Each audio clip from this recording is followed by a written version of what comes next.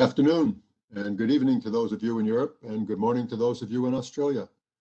Welcome to session 5 of the ESIG 2021 Meteorology and Market Design for Grid Services workshop on the topic of how markets are adapting to high VRE futures. I'm Charlie Smith, the Executive Director of ESIG, and I'll provide a few brief opening remarks. As I think you know by now, our workshop sessions are all being held online and are open to everyone. And I do want to let you know that we're planning our first major in-person event since the COVID outbreak last year with a fall technical workshop in Austin, Texas during the week of October 25th. Please mark your calendars and look for additional information in the near future. This workshop was planned with the input of our ESIG Offerings Committee, chaired by Bethany Frew of NREL, who's chairing our session today, and Julia Matoivasan of ERCOT. The committee consists of the chairs of our 6 working groups and several of our board members. We have a great set of volunteers who really make ESIG what it is, and we encourage you to become involved if you're not already. You can find us on the web at esig.energy, send an email to info@esig.energy to get our monthly newsletter, and follow our activities on LinkedIn, Facebook, and Twitter. ESIG also serves in a leadership role in the Global Power System Transformation Consortium, or GPST, whose mission is to bring together key actors from around the world to catalyze a rapid, clean energy transition at unprecedented scope and scale. ESIG leads one of the 5 pillars that deals with the research agenda for the system operators. More information on GPST can be found at globalpst.org. Regarding logistics for today, I would ask you to note that session 5 will be an hour and a half long. We've had a lot of feedback that our 1-hour workshop sessions were too rushed, so we've moved to some longer formats for this workshop. We will have 3 individual presentations of approximately 15 to 20 minutes each in the first part of the session, followed by approximately 25 minutes of discussion and Q&A after the last speaker. As we are doing with all of our webinars now, we will be using the Slido platform for managing the Q&A. You should go to slido.com on your device and enter ESIG15 as the event code to ask your questions. Please be sure to indicate the person to whom you're addressing the question.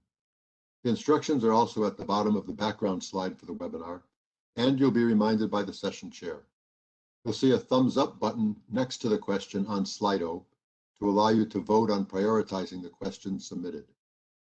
So please keep the questions coming during the presentations, and we'll address them at the end. We'll follow up with written answers to any questions we don't get to during the Q&A. Recognizing the limitations of a webinar with more than 100 people on the lines will be muted. So again, we ask you to use the Slido platform to ask your questions with ESIG15 as the event code. Today's session is titled High VRE Futures. How are the markets adapting? This is a hot topic on most everyone's radar screen these days. We have a fine lineup of practitioners from Canada and the US who will be speaking, and I'm looking forward to a great session. The session will be chaired by Bethany Frew of NREL. Bethany is a senior engineer at NREL and a member of the ESIG Board of Directors. She's also the chair of our Offerings Committee and helped plan the workshop. Bethany is a familiar face at ESIG and brings a lot of good experience and insight. She's a good friend and a good friend of ESIG, and I'm very happy that she's able to be here with us today. Bethany, I appreciate your participation, and I will now turn it over to you. Great, thank you, Charlie. I'm honored to be chairing this session, and as many of us know, as well as Charlie mentioned here at the beginning, the growing levels of variable renewable energy resources, or VRE resources, in our power systems are requiring a greater need for certain physical services, think of flexibility, for example, as well as thoughtful changes across the planning operations and markets for how to support emerging resources like hybrids and distributed energy resources, or DERs. This area has a really good overlap between both markets and forecasts because both of these items, including the market structures like market participation rules and products, as well as the forecasts for those resources, including the growth and the expected system interactions of those resources, are central to ensuring successful integration. As Charlie mentioned in this session, we're going to hear from experts in multiple power systems, including Canada, California, and New York, on how markets and system planners and operators are adapting to accommodate these higher level penetrations of VRE resources, hybrids, and DERs. First, we're going to hear from Nickie Menemenlis, who will speak on how Hydro-Quebec is exploring ways to provide balancing from the Hydro-Quebec system to mitigate uncertainties of neighboring power systems through the energy markets. Then we'll move to California and hear from Amber Motley, who will discuss on how California ISO, or CAISO, is thinking about the projected growth and role of hybrid resources, as well as how to best forecast those resources. Finally, we'll end at New York City, where Damian Sciano will round out our speakers with a presentation on how Con Edison is thinking about the evolving role of hybrids in New York City. So first up, as I mentioned, is Nickie Menemenlis, who is a senior researcher with Hydro-Quebec Research Institute in the Department of Energy Resources and Management of Resource Uncertainties. This group helps to integrate large-scale renewable energy resources into the Hydro-Quebec transmission system. Nickie has over 30 years of experience in the utility, working as a developer of various power system models. She holds a master's and doctorate degree in electrical engineering, as well as an MBA from McGill University in Montreal. As I mentioned, Nickie is going to speak on this work that Hydro-Quebec is doing around the issues of providing balancing from their system through the energy markets to mitigate uncertainties of neighboring power systems. Nickie, the floor is yours. Unmute, start video. Okay, I'm online and I hope everybody hears me. It's okay? Yes. Charlie, thank you. Charlie, thank you very much for inviting us to present our work in this workshop. And Bethany, thank you very much for the nice introduction. Charlie gave me a title, Bidding Hydro Resources to Support High VRE Futures. We are at the beginning of our study, so I'm just going to present the methodology and how we're going about eventually presenting guidelines of how Hydro-Quebec could bid flexibility to support the integration of high renewables into our neighboring markets. So clearly, with the high penetration of variable renewable energy resources, we know that it will require a large fleet of flexible resources. Among those resources which are competing are the peakers, batteries, and then for sure hydro generation. Hydro generation, and in particular that backed with by large reservoirs, is surely one of the most advantageous flexible resource in both ramping capability and energy capacity. Hydro-Quebec possesses large reservoirs of hydro generation, and it finds itself in a very good position in order to support the future high penetrations of variable resources in New York and New England, which are the neighboring markets. Now we are at the beginning of our study, and as I said before, is just now, like our main goal is to eventually develop bidding strategies of how we could use our hydro resources to support the decarbonization of our neighbors. No, it's here. Now, why are we doing this study? What are we studying? Just got it here.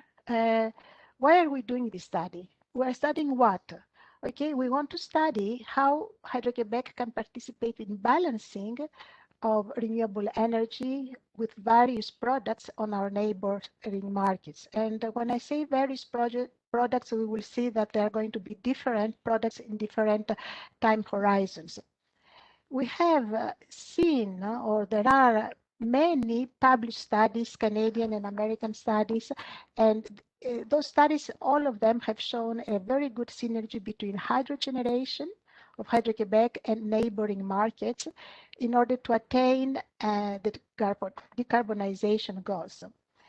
But those results are global and they don't present the exact position of each player, and they don't present the advantages of each player in this kind of an environment.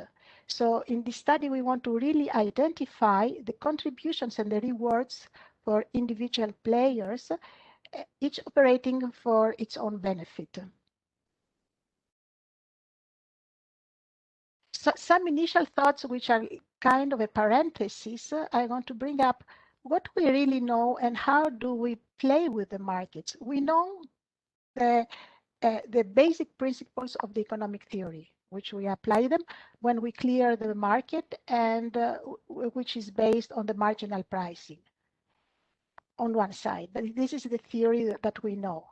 What we actually have is how the real electricity markets operate, and we often find that they deviate a lot from the basic principles of the economic theory by having out-of-market payments like capacity uplifts or RDCs in order to recover the missing money. So theory and practice, they don't coincide. But on the other side, the participants want to anticipate how the markets will evolve in the new environment, both on relying on the economic principles, the basic economic principles, and making use of the market rules and trying to capture the reality. In order to be able to anticipate this reality, we have powerful simulation tools which we can use to capture this reality. Problem is that we want to simulate an environment with uncertainties in the power systems and with human interactions when we're taking decisions. Okay. The basic methodology of our study, we want to perform a techno-economic simulation of the present and the future electricity systems of Hydro-Quebec together with our neighbors. And our neighbors for the moment, we consider the New York and New England. And we want to consider high penetration of renewables, network expansion, as well as generation additions and plant retirements, and constraints imposed by environmental programs on emissions or penetration levels. The important work is going to be in the analysis of the simulation, where we want to identify the situations in our simulations where the use of large reservoir hydro generation to balance variability and uncertainty can be brought forward and can bring also advantages not only to Hydro-Quebec but to all players. Eventually, we're going to construct bidding guidelines for participants in this new environment. So what situations do we want to identify to do this balancing? Balancing for us is not a product for the moment. Balancing for us is like a concept rather than a product, and we trade this quantity as energy in the traditional markets. It's the value of this balancing is going to be in the price dictated by the markets. So we want to identify situations in the very short term where is power supplied in the time horizon of regulation. In the short term, which is a time horizon day, in order to mitigate the ramping on the onset and the sunset of the wind and the ramping produced by the PVs.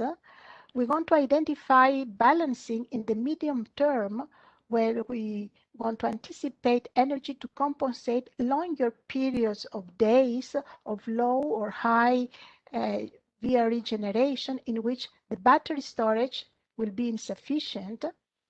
And we want also to identify longer term balancing, whereas the reservoir is at a very good position in order to provide large capacity to absorb the more or less predictable seasonal surpluses or deficits of the variable generation. Now, a description of our study, we're going to start to simulate a New York CAISO And ISO New England as a zonal representation. The interzonal transmission is going to be represented at the beginning as a pipe flow model using only capacity. And Hydro-Quebec, we're going to adapt Hydro-Quebec in a similar manner so that it's going to be coherent with the rest. Okay, Hydro-Quebec at the moment has connections with the neighbor markets with New York in the zone D with 1690 megawatt capacity, interconnection capacity.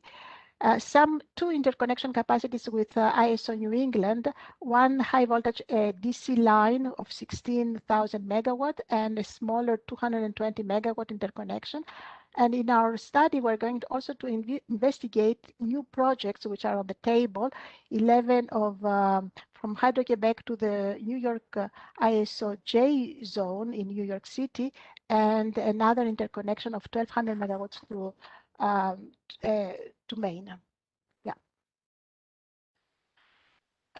In order to be able to capture the capability of balancing, it is important that we represent very carefully the dynamics of our hydro reservoirs. So this is going to be a module which is going to be added in our simulation to be able to capture the constraints, the energy constraints of our hydro model. This study, we're going to perform it with a commercial software, a very powerful commercial software called Encompass.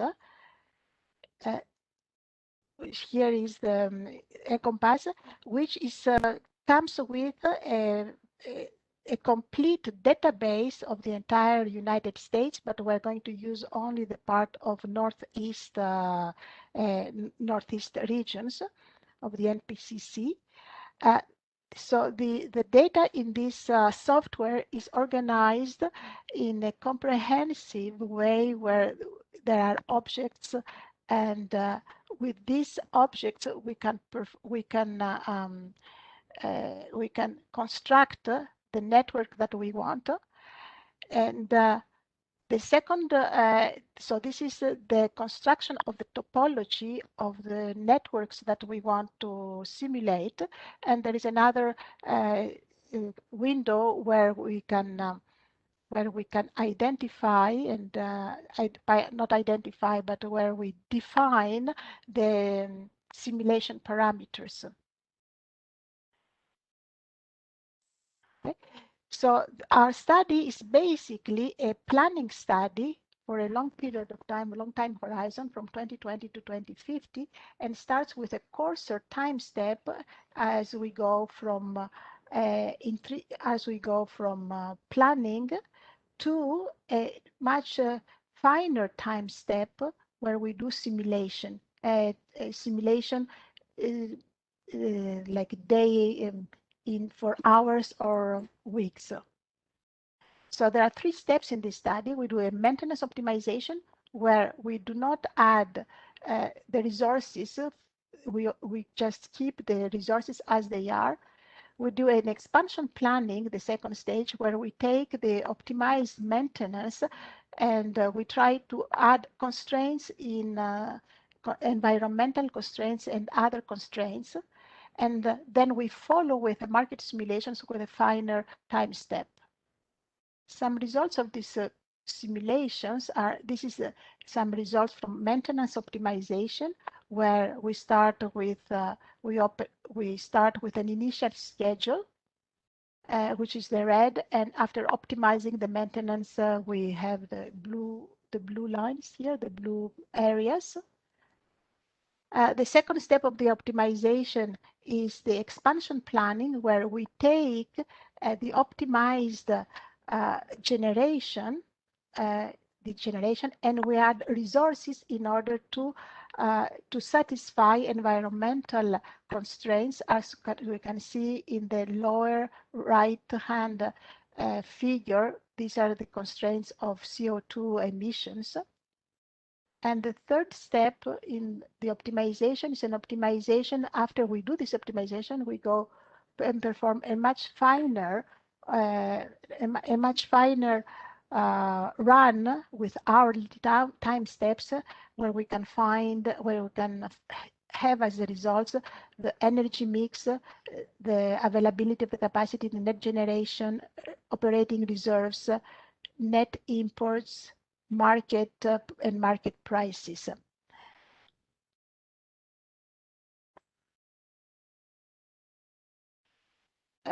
So where we are now at the project is like we have a great software, very powerful with all the data of our neighbors, which can simulate the markets in a great detail. And we have, of course, as Hydro-Quebec, we have access to the Hydro-Quebec system data. And we will start evaluating, simulating scenarios, first with conditions on the table right now for the neighboring regions up to the year 2030. And then we're going to tighten the environmental limits, put higher VRE penetration in the neighboring regions. We will also make some network expansion where we are going to add some lines from Hydro-Quebec to New York City and Maine. And and we will also examine the markets where Hydro-Quebec is not there right now, but who potentially could participate in these markets and see what difference would it make and what advantages would it bring to the decarbonization of the Northeast. So in the analysis, we want to identify the short-term balancing, medium-term balancing, and long-term balancing situations, and we will adapt the energy management strategies of Hydro-Quebec in order to identify the advantages that Hydro-Quebec could have in participating in these three time horizon balancing situations. Finally, we want to mention that Hydro-Quebec going as a player in this balancing is not going to be the only one. So all the companies will have, all the providers will have will face competition from each other in this balancing capability.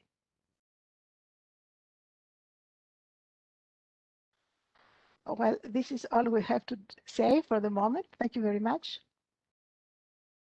Excellent. Thank you, Nickie. It's a wonderful presentation.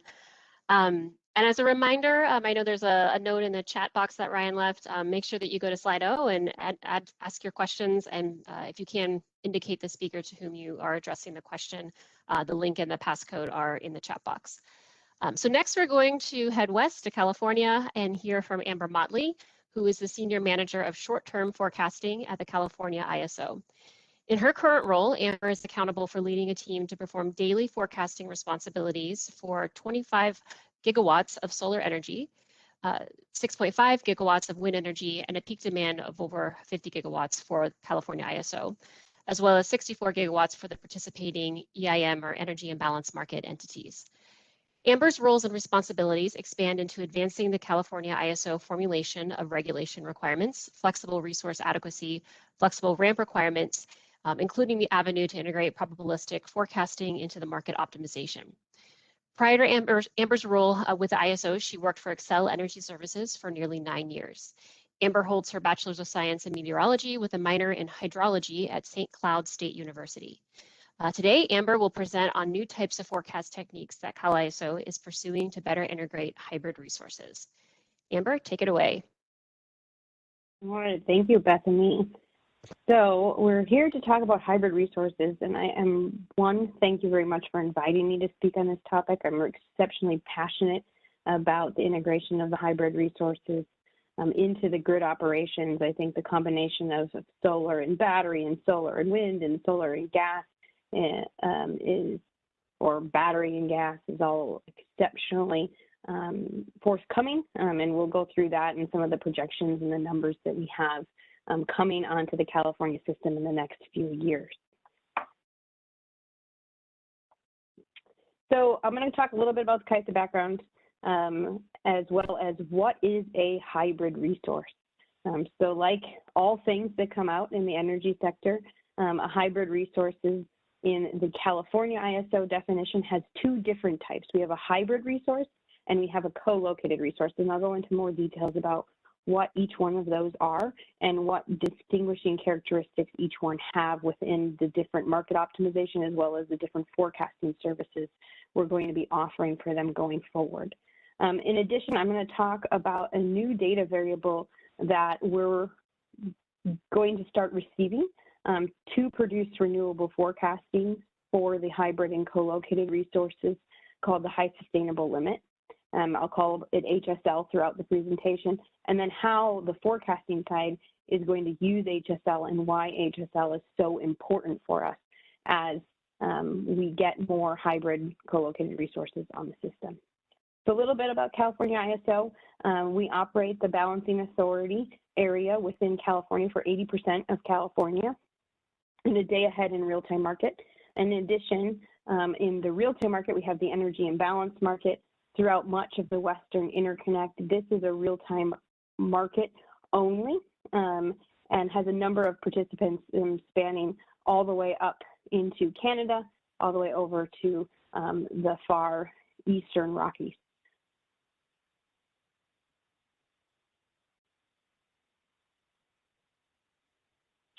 So one of the things California is known for is how much renewables we have on the system and some of our renewable goals overall. The California ISO right now has about 21,000 megawatts of utility scale renewables on the system. Within that 21,000 megawatts, about 14,000 of that is solar and 6,500 megawatts of that is wind. In addition to that, we have another 11,000 megawatts of consumer rooftop solar on the system. So we're very solar heavy in the renewable penetrations that we see. As the goals to zero carbon emissions grow within the state of California, we're going to see an additional 4,000 megawatts of utility scale renewables by 2026, a good amount of those being solar. And then an additional we're expected to have 16,750 megawatts of consumer rooftop solar by 2026. So adding all those numbers up, you're seeing that our consumer rooftop solar number is getting to be almost the same size as our utility scale solar on the system. Utility scale solar is still a little bit more by the time we get to 2026, but it will be very close in comparison. So what is a hybrid resource for the California ISO? A hybrid resource is a generating unit with one unique resource ID that has multiple fuel sources or technologies underneath it. So an example is you're going to have one resource ID at a single point of interconnection, and that could be a solar paired with a battery, and it has one resource ID. That could be a gas resource paired with a battery and has one resource ID. In this presentation, I'm going to focus on the renewable couple with battery because it's a renewable session, but a hybrid resource essentially just has to have a mix of fuel sources or technology underneath that single point of interconnection. One thing I will note is it is a requirement for us that even though you have one resource ID at the single point of interconnection, we are going to require that each component has separate telemetry information, and that really is important for forecasting. A co-located resource is going to be a generating unit with a unique resource ID that's part of a facility. So you could have a solar resource and a battery resource.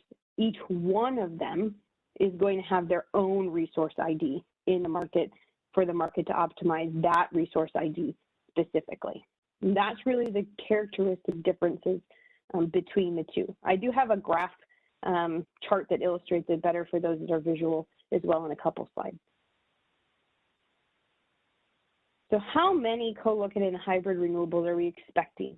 Looking out through December of 2026, each year the California ISO runs our annual flexible resource adequacy process, and it typically ends around the May time period. And within that, we ask for a survey of information from all of the load serving entities within California. And in that survey, they provided information of the expected co-located resources that are going to be in the system and the expected hybrid resources that are going to be in the system. You can see right now, we are expecting by the time we get to 2026 that we have around 4,200 megawatts of co-located resources on the system. The yellow depicts the amount of solar that's going to be in the co-located resource, and the green is the amount of battery that exists within the co-located resource. In addition, on the hybrid side, so those are the ones that have each 2 separate resource IDs, 1 resource ID for the solar, 1 resource ID for the battery. On the hybrid side, we're expecting to see growth in that area too by 2026, but it's not quite as much. So we're expecting about a little over 600 megawatts of hybrid resources on the system, with 500 megawatts of that being the solar, and then 200 megawatts of that being the battery.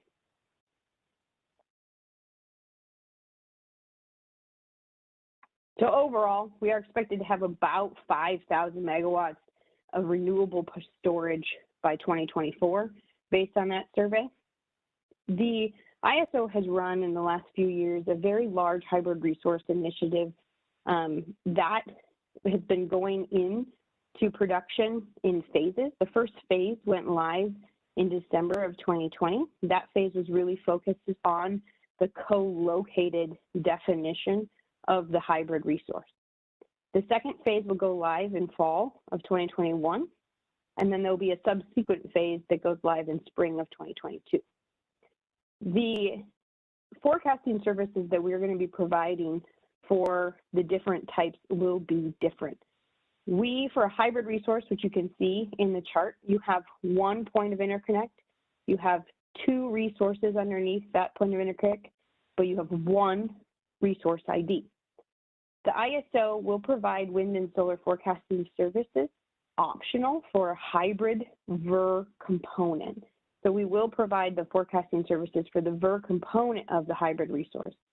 We are going to be requiring that the hybrid resource VRE component still follow the guidelines that we have with the telemetry information, the meteorological station installations, and they will be providing a forecast to us if they opt out of us providing the forecast. So we still can see the variability that's going to be inherently happening underneath that hybrid resource.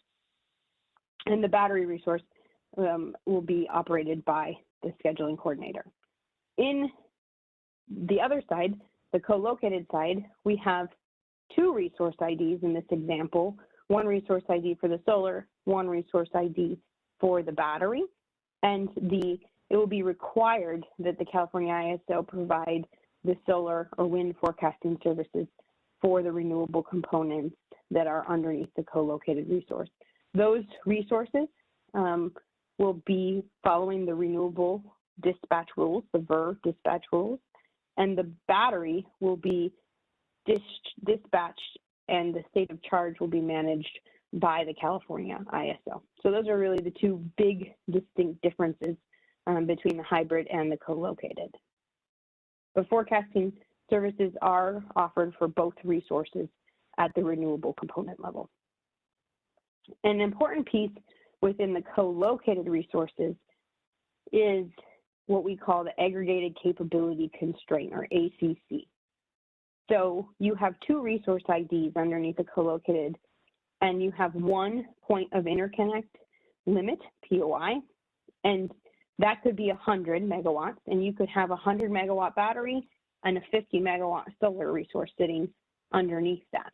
The ACC is a market design that we created for co-located resources that's going to prevent the dispatch of those co-located resources from exceeding the point of interconnect limit that exists.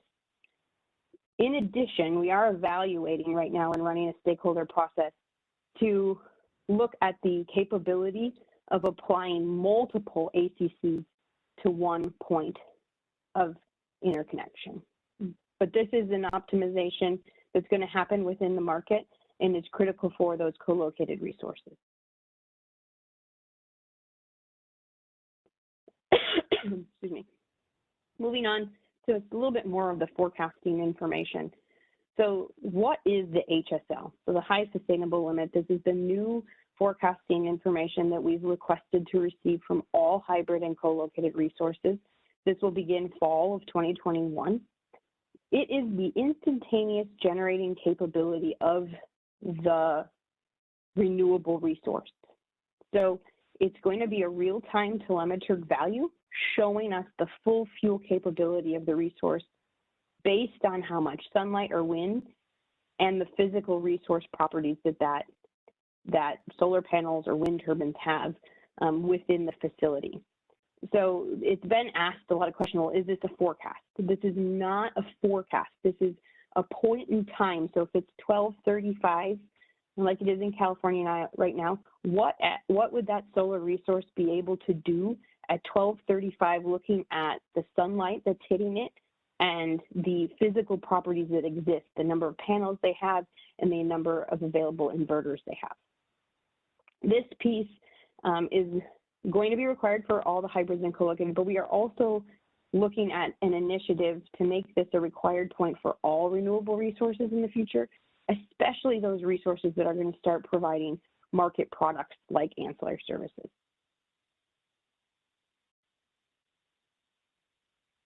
So HSL will have no market impact on its telemetry. So this is an example that we put together to really highlight the benefit of HSL. So in this example, you can see the HSL value is the blue line on top. The current megawatt telemetry is in red. And then the green highlighted components within the middle of the graph is the supplemental energy dispatch that the market is putting on this resource. So when you look at it, even in the release of just supplemental dispatch, you can see that the telemetry of that resource is impacted because of the market dispatching it for supplemental energy. What we need to know from a forecasting perspective is what's the capability that that resource has based off the fuel that is happening at that time, and for this resource, sun.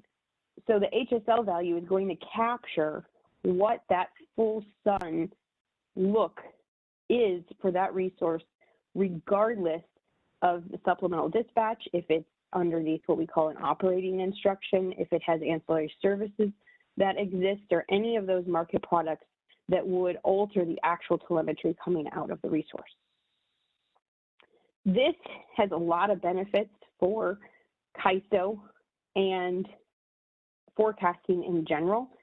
We are going to be able to put this data in the model training to form the relationships off of how many megawatts should you expect at, in a radiance level of 1,300 or 1,300, something like that.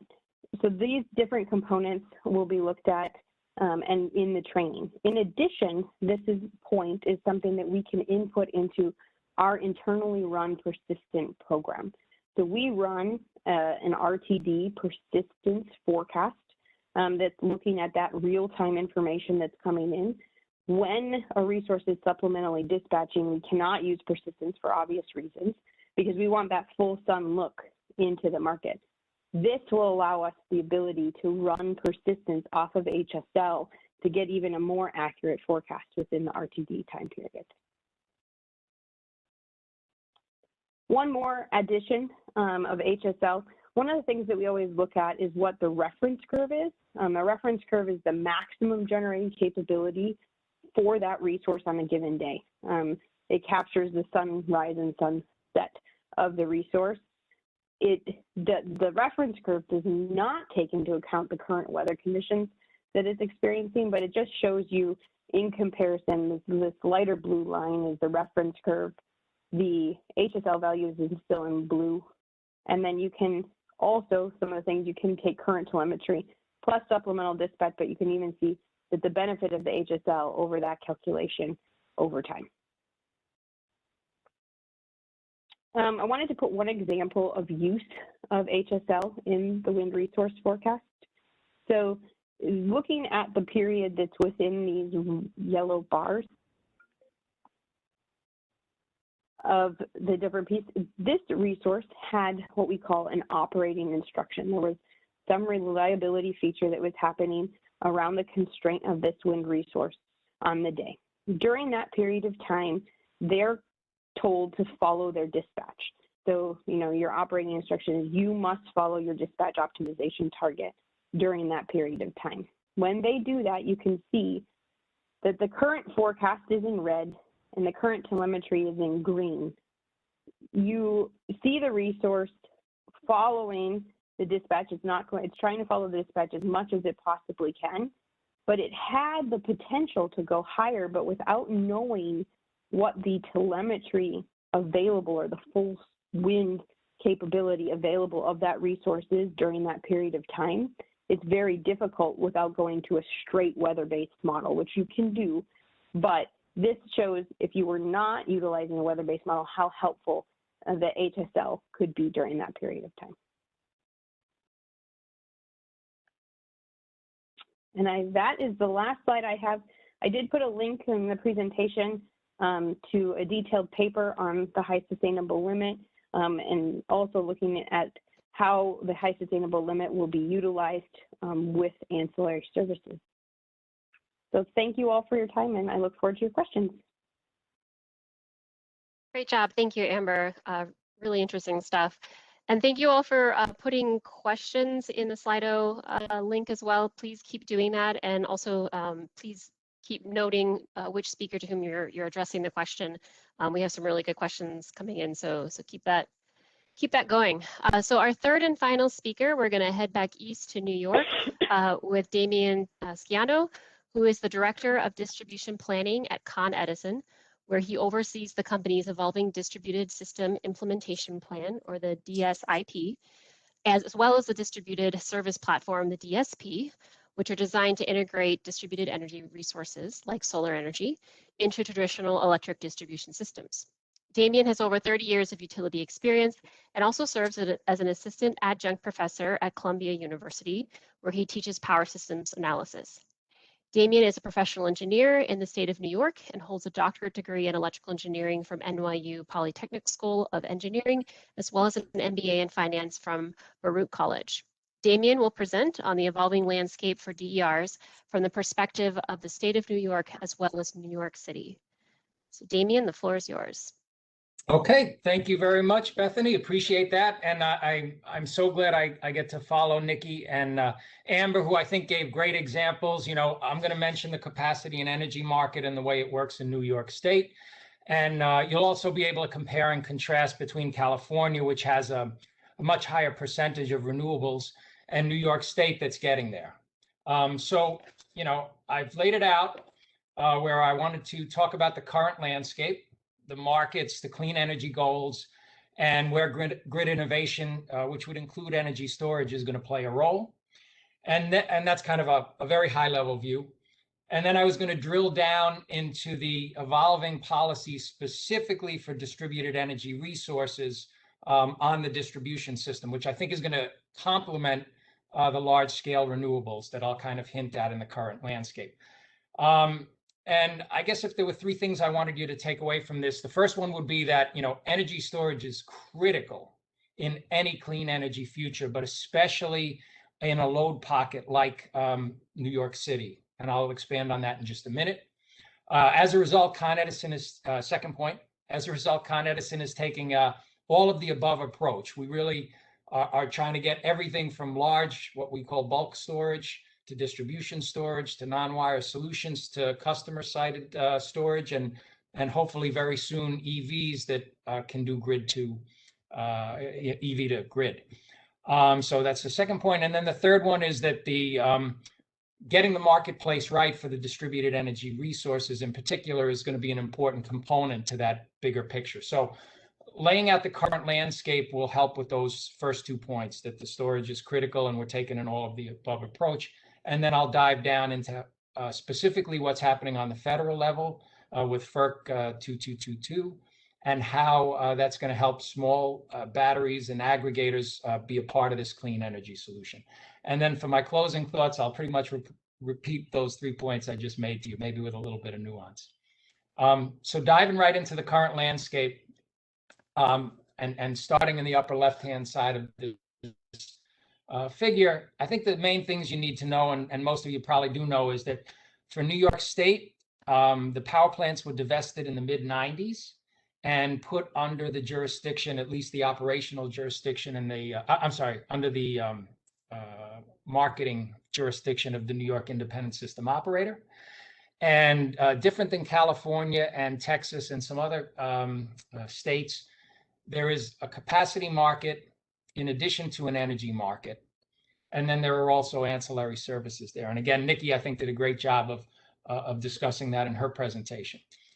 And just for perspective, the New York State load is about 33 gigawatts. I did a quick check, and I hope I'm not too far off, but I think California is in the 48 to 50 gigawatt range. So just from those numbers you saw from Amber, you could anticipate that they have much higher percentage of solar and wind.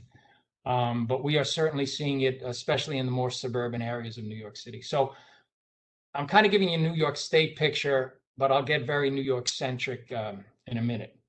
So this is kind of some screenshots from the NISO dashboard, and it shows that there's 12 zones in New York State, right? New York City is zone J, and Con Edison also services Westchester, which is a part of zone H and zone I. I'll get a little bit more into the resource challenges of getting the power into that part of the state, but I kind of selectively grabbed this picture because it shows, one, there's a pretty big price differential for zone K, which is actually LIPA. It's not Con Edison, but there's plenty of times you'll see this in our territory too. $117 per megawatt hour versus a marginal cost of $28 throughout the state.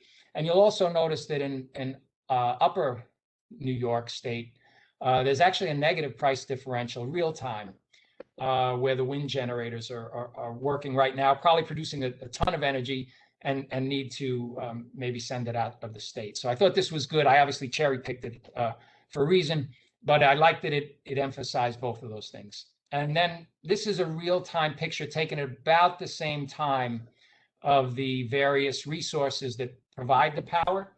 And even though this is kind of closer to a capacity picture, it's pretty reflective of the 25 or 26% of renewables that do exist in New York State. And that's largely the hydro plants owned by New York Power Authority that have been here since the 1930s, and a lot of progress on onshore wind in particular, with some other renewables bringing that in. And that gets us to the 26, 27% that we're at today.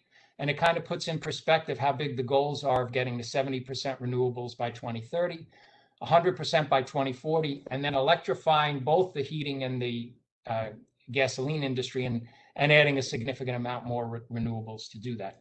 And you could also see a big influence of nuclear for the state as a whole.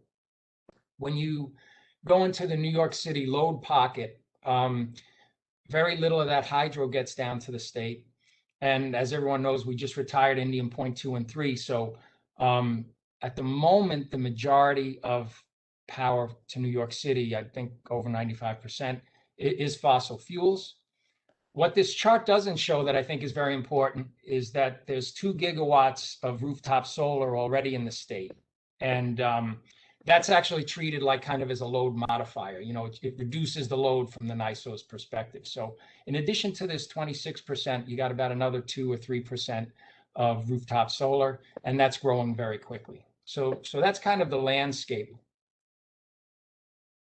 And then this slide kind of emphasizes that load pocket concept. Anybody that's driven in New York City knows there's just not a lot of roads getting you into New York City. And at some point you hit, you know, a traffic bottleneck or something like that. And right-of-ways and transmission lines historically follow the highway. So you can kind of see that happening here. And I'm kind of taking that little excerpt of the New York State as a whole and the transmission and showing you the 5 boroughs and Westchester. And they're all blue because Con Ed covers those areas. And as I mentioned, Zone J, from the NISO's perspective, is the 5 boroughs of New York City.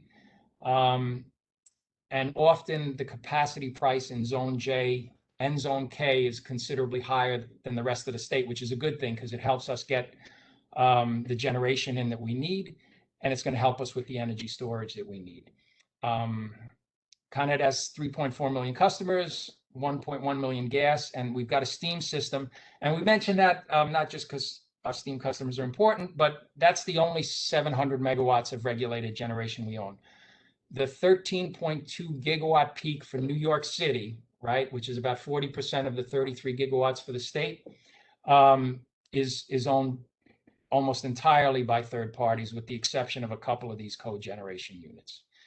And the one good thing about New York City being a bottleneck and having the ocean to our south is that we've got a tremendous amount of offshore wind resources that we're hoping to take advantage of in the next 10 to 15 years and start really driving the large scale renewable growth in our area and really greening the grid.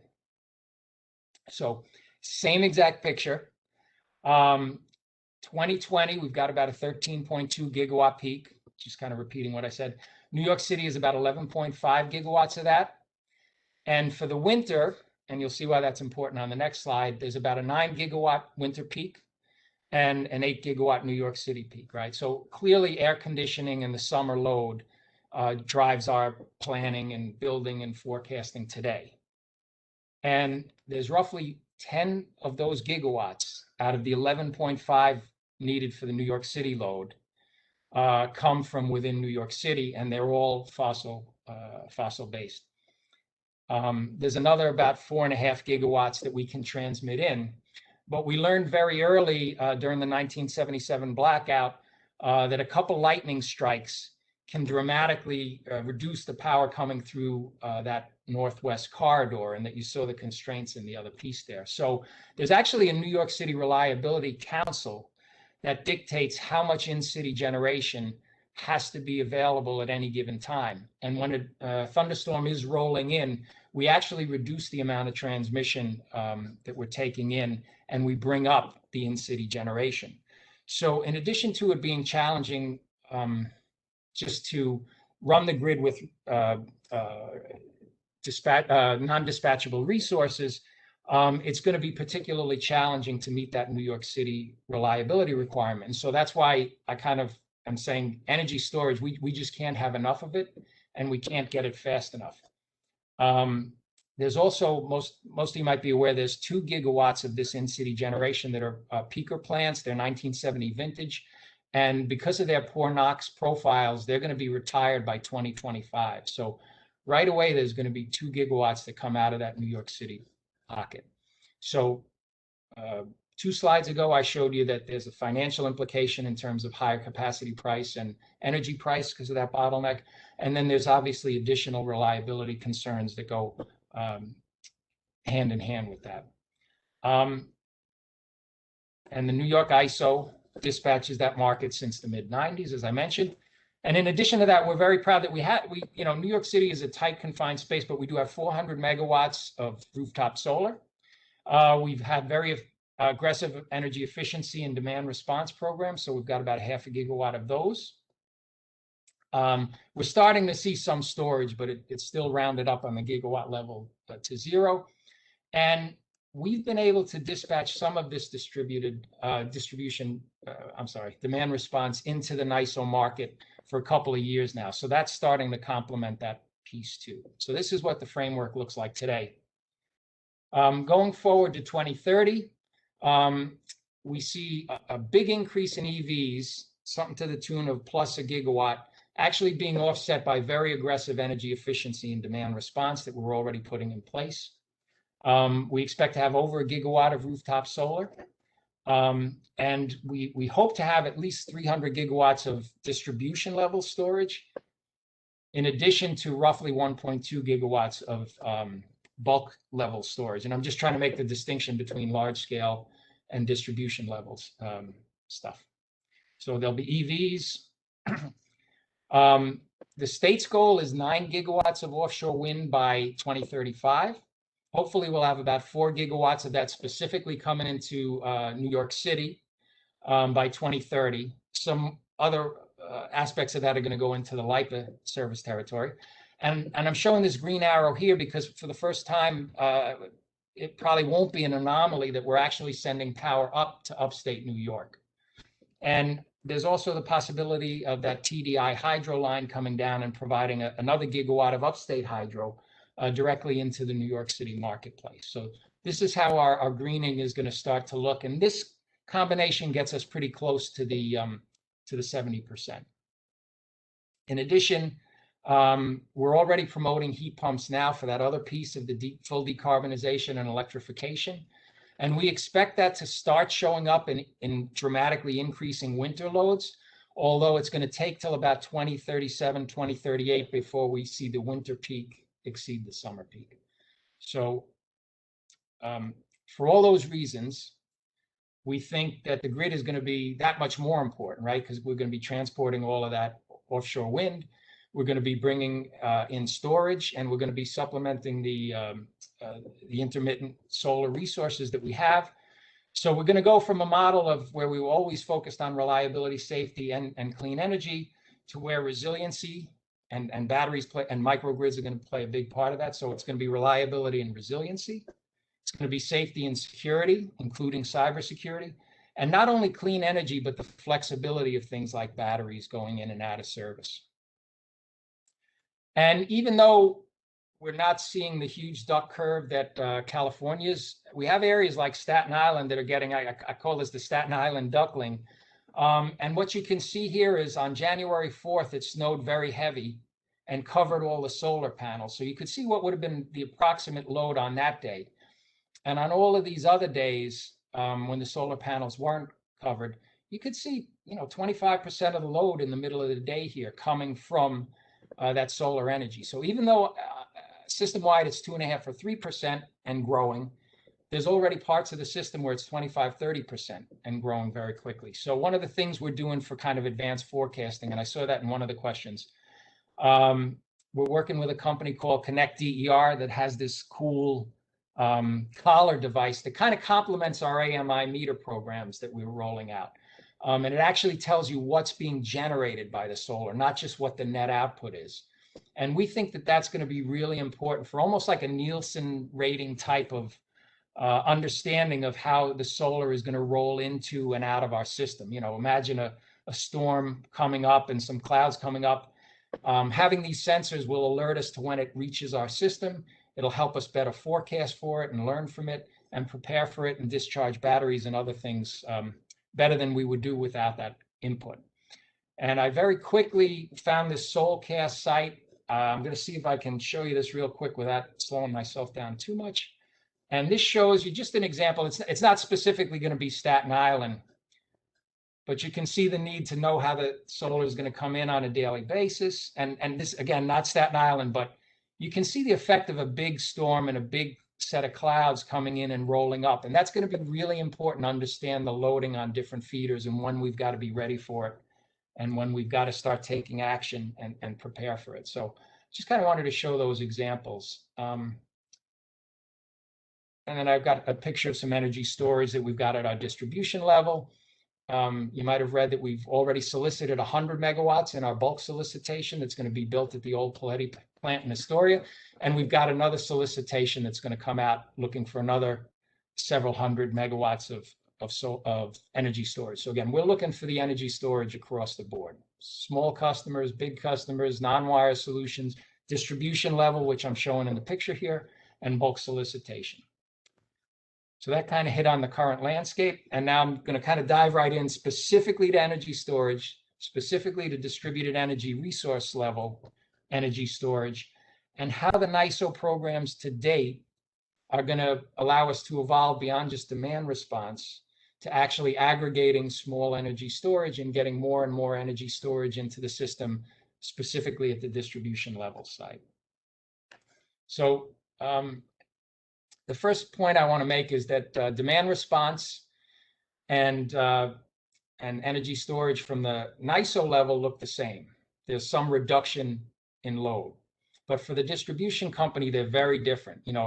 Shutting off lights is shutting off lights and it reduces load, but injecting power means that you've got to have the capacity on the part of the distribution system that you're injecting that power into to take advantage of it.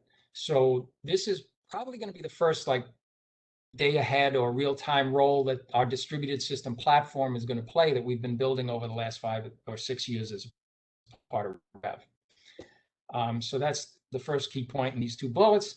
And then the current market for DERs already does exist. The NISO has a special case resource where they pay ICAP payments to cogen units and batteries, which at this point, there's only a few of them. And then the utility has their own demand response programs. And because that power is so valuable in Zone J in particular, the combination of those 2, if somebody can do dual participation, is very lucrative, and we feel very important to spurring the marketplace. So FERC 2222 has to be in place by, I believe, the 4th quarter of this year, where we can allow aggregators to bid in 100 kilowatts or more of resources. So, you know, very small energy storage from the NISO perspective, where they're dealing in gigawatts, and get that marketplace jump started. So this one's kind of just telling the specifics of the 2 programs. This one is highlighting what Con Ed's role in that is going to be, right? There's going to be kind of a 3-way coordination between the NISO, the aggregator, and Con Edison, or whatever state distributed system platform there is. The aggregators will put in their day ahead bid, which is happening at 11 a.m. That gets to Con Edison at 1 p.m. And Con Ed has to raise any concerns if we have a security constraint that resource can't be injected onto the grid the next day when it's going to be expected. So that's got to happen relatively quickly. And to the extent that this proliferates, I believe this will be not just hundreds, but thousands and tens of thousands of energy storage units pretty quickly. So we're getting ready to do that. This one's a bit of a busy slide, but again, it's kind of underscoring that difference between just turning off lights, where you can just, of course, you can turn off the lights. That's definitely going to reduce the load. But if an aggregator's got 4 batteries, you know, 1, 2, 3, 4, trying to show them here, and this particular circuit is restricted, we've got to make it very clear in that 2-hour period that, you know, we're sorry, but this particular resource can't be bid into the market tomorrow, so that the NISO can take other measures, and the aggregator can still bid in the 3 resources that they've got there. We don't expect that to happen a lot, especially at the beginning, because when we interconnect customers, we make sure that there's enough bandwidth on it. But as more and more of this proliferates, we're not going to be able to do that. So that's okay. So that's that point. And then I just kind of sum up. Sorry, I just got to get my bearings here. So we're going to use a DERM system to do that and complement our DRMS system. And then in summary, you know, percentage-wise, large-scale renewables are going to drive the generation mix greener, but the distributed system platform is going to be absolutely critical to getting that customer-level energy storage into the marketplace, and eventually electric vehicles, which I didn't really mention. And energy storage across the spectrum is critical. Electrification will be a game changer, because even once we reach the 100%, it's going to require us to go considerably higher. And we think that grid innovation and DERMs are the glue that's going to hold that together. So thank you. Great. Thank you so much, Damian. And it looks like we have some great questions on Slido. So we're going to not project the questions from the screen onto the WebEx here, but instead we're asking everyone to just kind of monitor those questions from your own device. And instead, we're just going to kind of verbally, or all verbally, communicate the questions, and then we'll hear from the various speakers. So keep those questions coming in, and a reminder, you can vote on those to prioritize questions that others have that you want to elevate to higher in the list, because we're going to, roughly speaking, kind of just follow that prioritization. So first up, I'm going to start with Nickie and with the Hydro-Quebec work that they're doing to look at how they can participate in those neighboring markets on the US side. And so Nickie, to what extent is Hydro-Quebec anticipating or modeling the impacts of climate change on the hydro output in the various simulations? Because you're pretty forward looking in some of those modeling pieces that you're doing. The extent that we're going to model the climate change is to be able to model the dynamics of, or the the water in our reservoirs in the long term, because climate change will affect the inflows of water, rains and snow melting in the big reservoirs. So this is this is going to be in the modeling of the long-term planning, and this will be within the model, because we're going to be looking at horizon 2020-2050. Great. Thank you for that. All right, now let's go to Amber. How is California ISO thinking about compensating storage to ensure that it stays charged when high market prices, so that it stays charged with high market prices, so that it can discharge at sunset later in the day? So basically, kind of that forward-looking, making sure that you're getting the output that you need for reliability without prices maybe signaling the resources to do something different. Yeah, no, the optimum, I mean, really, the CAISO is looking at the overall optimization of the storage resources, right? This is just one piece of the puzzle to optimizing storage resources. There's at least one that I know of, stakeholder initiative going on that's talking about energy storage resources, the optimization on price, the optimization of state of charge, and some of the other components that are there. But I think this is going to be a piece that has a lot of discussions over the coming years as more battery resources come on. It's just like when we had to optimize the wind resources when they came on and the solar resource. It's a different technology type. Its optimization is different. And so all of those pieces are getting evaluated in stakeholder initiatives together to ensure that, you know, they do stay charged when there's high market prices. Really doing, you know, an extended look of the market, how the state of charge is managing those different components of the battery resources. Great, thank you. So next we'll go back to Nickie. And can you speak on how the hydro resources develop their marginal cost bids, particularly when they're providing flexibility? So this is accounting for opportunity cost, water value, potentially other costs that might be incorporated in what they would bid in. Hydro-Quebec does not have a market by itself. So it's a vertically integrated company, and we have tariffs. So there is not a market within Hydro-Quebec. Yeah. I think they might be thinking about the new bidding strategy that you're working on for participating in those neighboring regions. The new bidding strategy, what we're thinking is, after we examine the outputs of the software, we're going to try to give guidelines when to sell, how much, at what periods of time. For example, if we see that in the summer there is a peaking, our neighboring markets have a peak, summer peak, then we will try to have enough energy to be able to sell this kind of this quantity of energy during the high demand of now our neighbors. This is the type of bidding strategies where we're looking at. We're going to be looking forward rather than being engaging only in the energy market, which is a bit shorter term. Okay. Thank you. I guess if there's follow-up questions that folks have, please put those on Slido as well for some of these initial questions that we're getting. Hopefully that answered whoever left that question. So next up, we're going to go back to Amber. How are outages tracked for hybrids? Is there any sort of mechanism for generators to indicate which hybrid components an outage or reduction is applicable to? Oh, that is a great question. And I don't know if I know all of the pieces to it. Right now, the outages are going to be tracked at the resource ID level.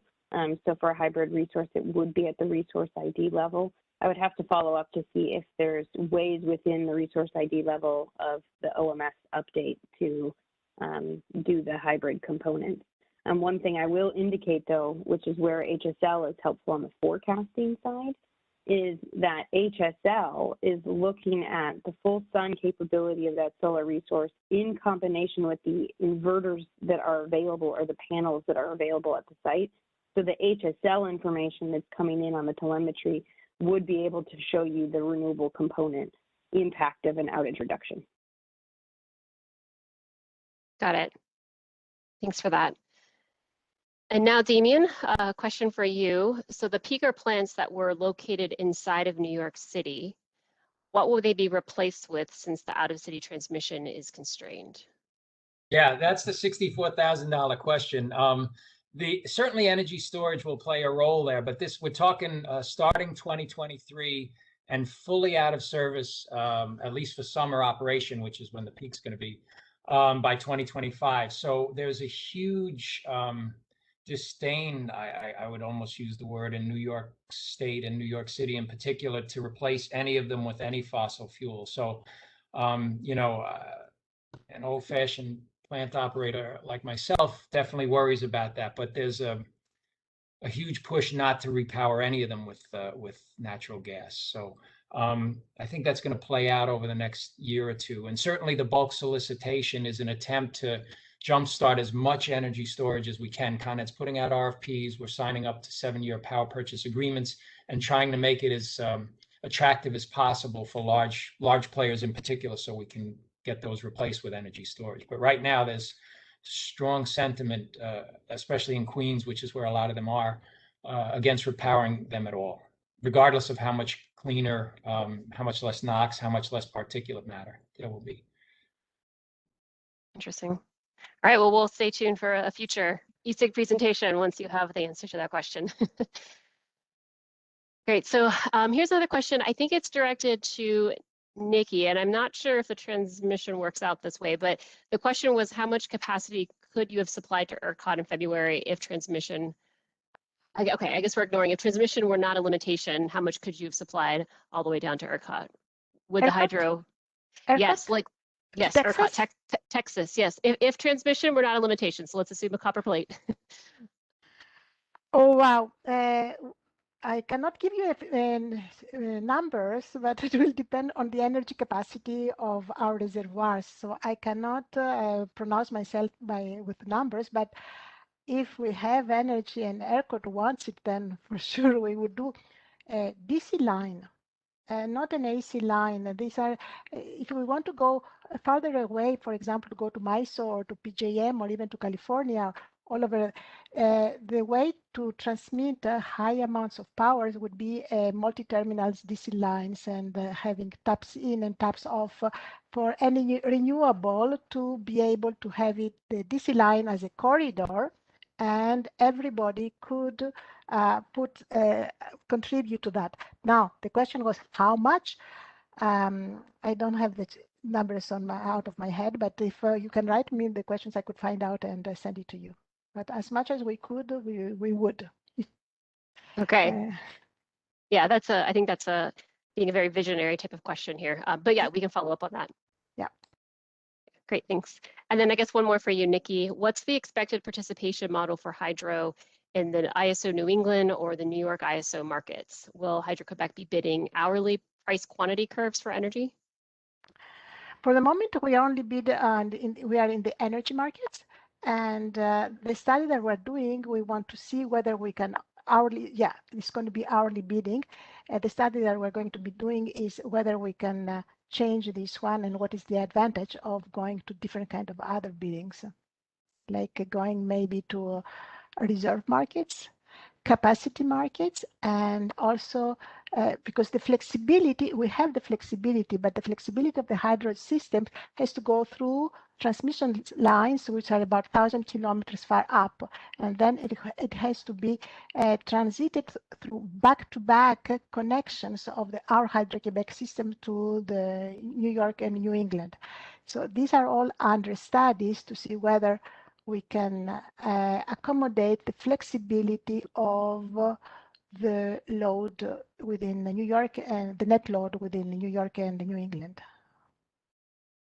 Great, yeah, and I think I think this kind of ties back to the original question that we had earlier on sort of the bidding, and I think folks are kind of looking to see what, like, examples of what those bids might look like.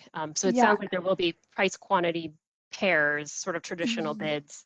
Yes, and then we have to do more studies to see whether we can supply this ramping. We have the ramping flexibility, but as I say, this ramping flexibility, it comes from the reservoirs, which are very high, far away, and then they have to go through the back-to-back connections. And these back-to-back connections, which is they are all technologies for the moment. The newer ones, the lines which is going to go to New York J. to Astoria, and the other one which is going to NESEC, these are going to be a newer generation DC lines, which is they're much faster and have less losses. Yeah.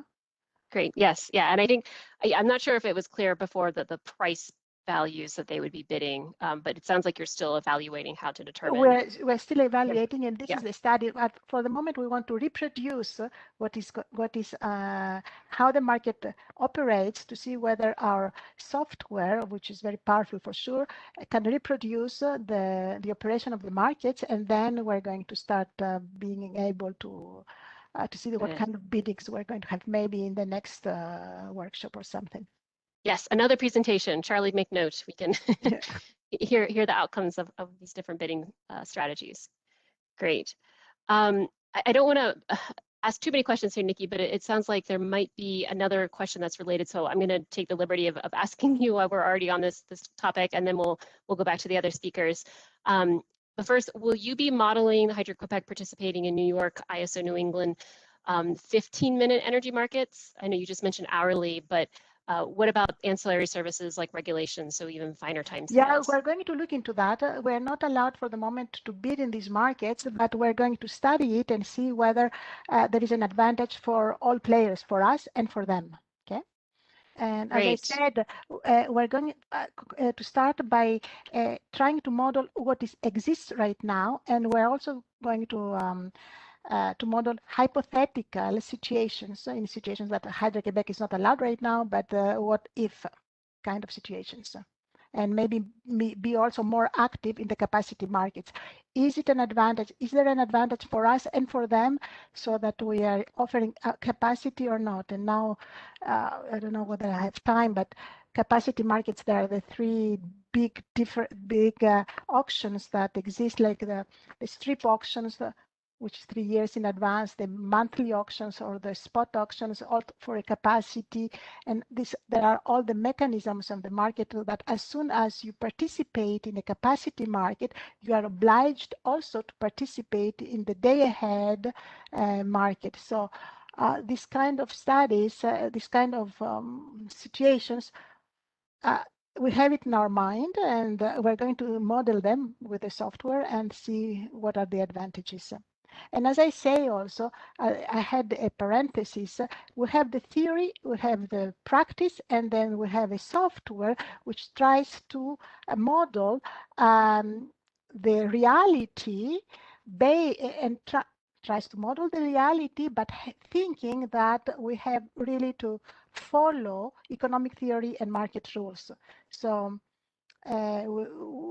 yeah, so this is the challenge of any software, I believe, because when we're playing the market, okay, the uncertainties of the physical equipment, we can model them, but there is a lot of uncertainties when there is human interaction, when we're taking decisions at the last moment. Somebody will say, no, let's bid that way, and this is a more difficult thing to model with the software. Great, that was wonderful. Thank you, Nickie. I like that framing: the theory, the practice, and the software. All right, let's switch gears. And Amber, have a series of questions for you, and then Damian will go back to you after that. So Amber, does California ISO require a continuous real-time on-site weather data feed from hybrid or renewable generators? We require it for both. So both of them, just like our renewable resources, all that's detailed in Appendix Q of our tariff if you're really interested in every data point that's going to come in. But we will be requiring meteorological station weather data feed from the hybrid VRE components as well as the co-located resources to be able to forecast those resources when needed. Great, thanks. Next question, also for you, Amber. Is there a trade-off for requiring the HSL from each plant versus CAISO estimating it themselves, for example, with remote sensing?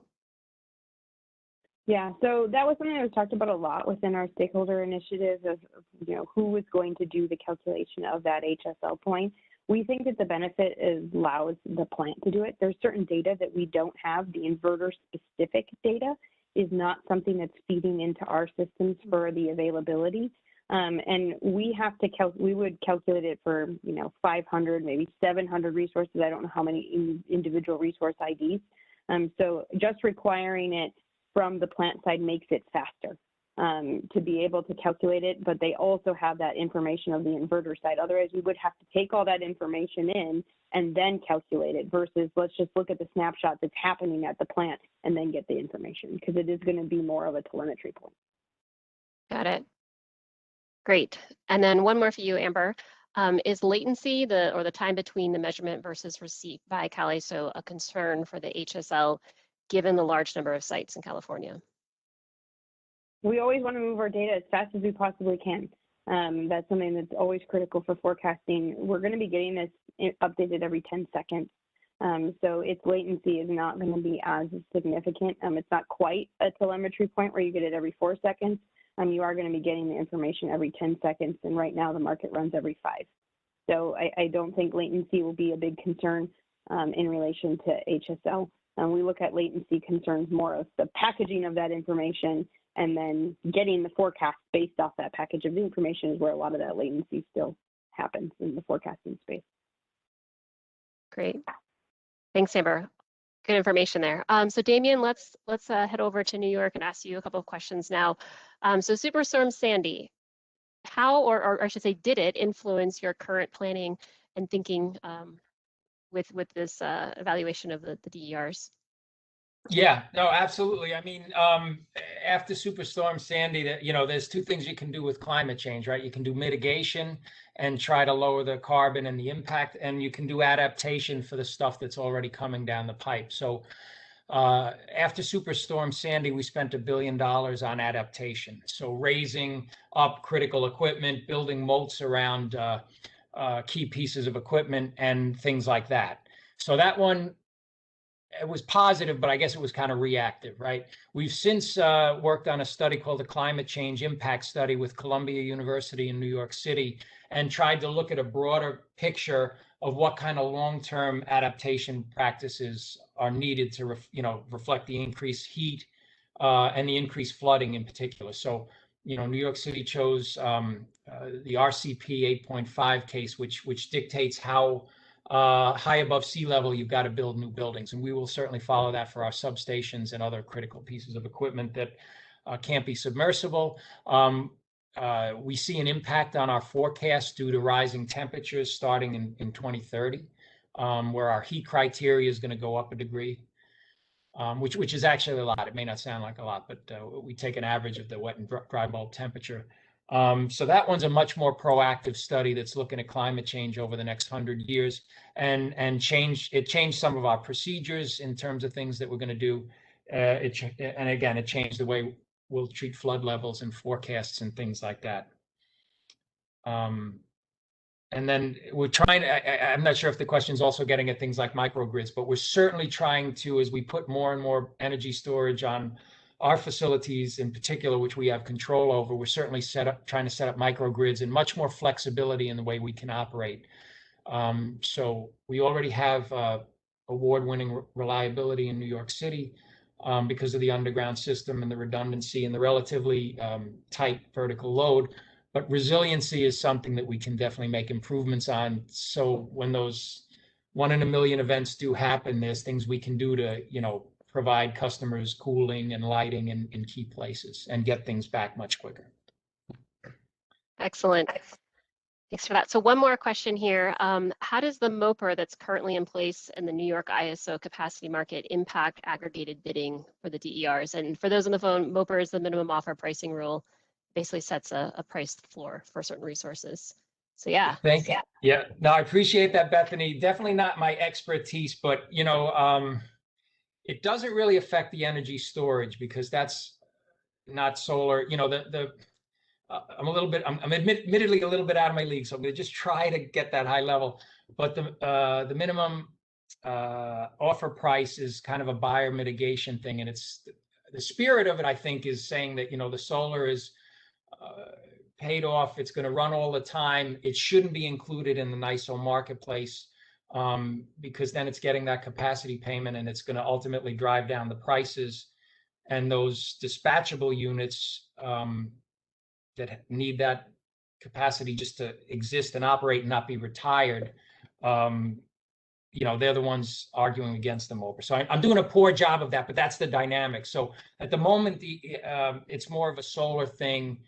It's not an energy storage thing. So it really doesn't affect the energy storage. The energy storage is going to get that capacity payment if it's able to bid into the market. Okay, great, thanks. And then I think this one might be for you. I'm actually not sure. It could be Nickie as well. Are you involved with NEDA, the Northeast Decarbonization Alliance? I guess Damian or Nickie, does I mean, ring a bell for either of you?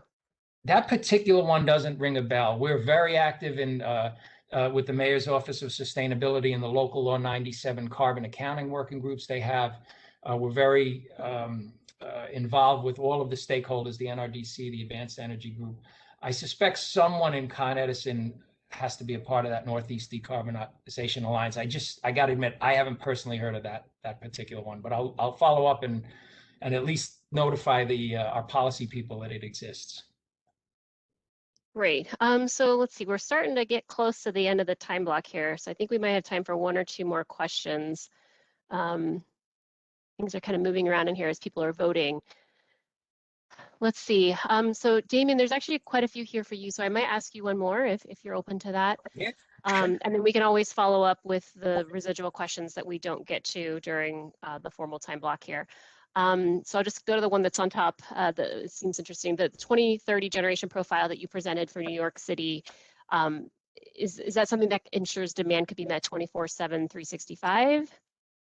So if you saw it, I actually chickened out and had a question mark next to exactly how much of the dispatchable generation had to be there. We're starting to model that. The rev really just shifted from that 20% to 50%. And even as much as a year or a year and a half ago, it wasn't as clear that there's just going to be such a constraint on the gas resources. So we're planning for that, and we're ready for that. But no, I just presented an illustrative thing. And like I said, I copped out by putting the question mark on the generation, and I think I even put the illustration in the bottom piece. I tried to get in the ballpark, but I think you're still going to need to answer the question a little bit more directly, I think you're still going to need a very high percentage of that 10 gigawatts. You know, 4 gigawatts of offshore wind at 40% availability under the best of circumstances, and probably 20% during the 5 p.m. peak is just not going to displace more than 800 or 1,000 megawatts of that. So you're still going to need a lot of that dispatchable resource, even if you achieve the state's energy goals, which the state's 70% is an energy goal. It's not a capacity goal. Great. Thanks. So we're going to do one more. And just to try to balance this out, Amber, I'm going to give this one to you, and then we'll wrap up. So can the hybrid resources give you its bid offer for the dispatch stack? Yeah, I saw that one in the Slido queue. I mean, just like our typical resource, the battery resource participating in the market, it can put bids in at different bid ranges. I believe that that's what the question is referring to. If not, feel free to send it offline. But yeah, it is a resource, right? A resource participating in the market, just like even a renewable resource, they have a bid range and prices associated with different key points. And to be clear, that bid is an aggregate since it's a single ID resource instead Correct. of the two. Yeah, so that's for the whole resource. So if you had, I mean, it could be multiple underneath it. We didn't really talk about that, but you could have 2 solar sites and a battery, but that bid stack that you're giving is for the resource ID that is 2 solars and a battery. Great. Thank you. All right. Unfortunately, we're running out of time here, so I'm going to give some closing remarks and then we'll wrap up. But like I said, we'll follow up with the questions that we didn't get to afterwards. So thank you again. really appreciate all the presenters and just thank you for your time and your expertise in sharing all the great work and thinking that you're doing in your various operating areas. And also thank you to those of you who participated in today's call and asked some great questions on Slido. It's been a good time, fascinating look at some of the current activities along the road to a high VRE future, which, as we know, is coming at us more quickly than we ever imagined, even just in recent years. So as a reminder, we'll follow up with written answers to these questions, as I said, that we didn't get to during the Q&A period. And I'll remind you that the Meteorology and Markets workshop sessions are being held on Tuesdays and Thursdays throughout the remainder of June. We have a session this Thursday on the tail event concerns from around the world, which will be a great session, chaired by Mark O'Malley, who is currently serving as the Chief Scientist at ESIG. There's no fee for the sessions, and you are all invited to attend. Further information on registration is provided on the ESIG website at www.esig.energy. Thanks again to our panelists and to our participants. Stay safe. There we go. And we look forward to seeing you again on Thursday. Take care.